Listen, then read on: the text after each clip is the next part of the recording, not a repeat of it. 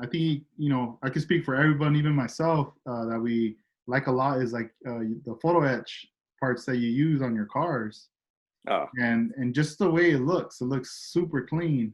I remember that Bel Air that you were that convertible, when you started adding just like all the emblems, all the things around it. You know, I was just like, man, how are you doing that so clean? What's your process when you're working with photo etch? well, the first thing I do is polish it. I use uh, this thing, Proxon, with the like polishing, you know, bit or whatever, and I just lube it up and polish it, and um, you know, clean it up with some dish soap.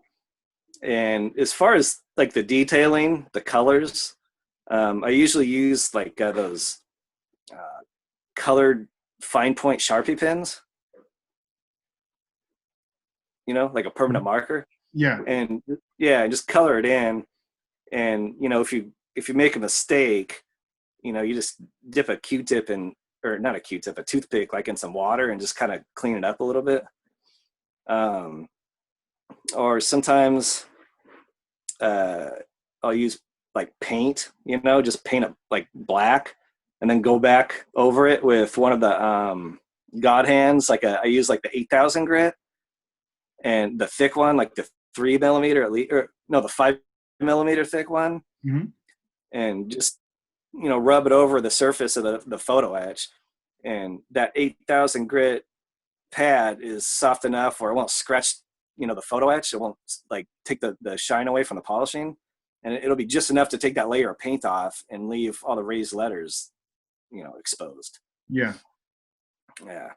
And as far as gluing, like I've posted photos where I put it on some like clear like cellophane tape, and then tape it to the body or the hood or whatever. And when I do that, I always make sure the tape, like I always make sure that the photo etch piece is like directly in the center of the tape. That way, when I tape it onto the car, it's like the tape being diagonal doesn't throw off like my view, you know what I mean? Because Mhm. like if the tape's crooked, it's going to be hard to tell if the piece is straight or not. You know what I mean? Yeah. So once I do that, I make sure the tape is good and like stuck on one side, and I lift up the other side. So the photo etch. So now I'm looking at the back of the photo etch, and then just take a toothpick that I sharpen and just put tiny little dabs of 5-minute epoxy on there, just tiny amounts, all around it.